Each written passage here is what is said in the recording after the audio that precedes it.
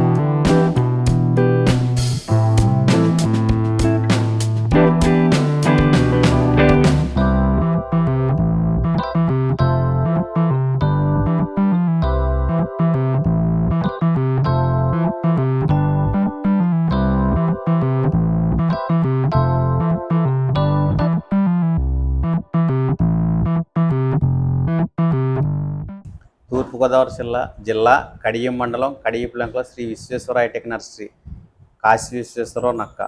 మా నర్సరీ 25 సంవత్సరాలు పూర్తి చేసుకున్న సందర్భంగా మన గౌరవ ఎమ్మెల్యే శ్రీ గోరంట్ల బుచ్చే చౌదరి గారి చేతుల మీదుగా మా నర్సరీ కార్మిక సోదరులందరికీ నూతన వస్త్రాలు, స్వీట్స్, మెమోంటో ఇచ్చి ఘనంగా సత్కరించాం.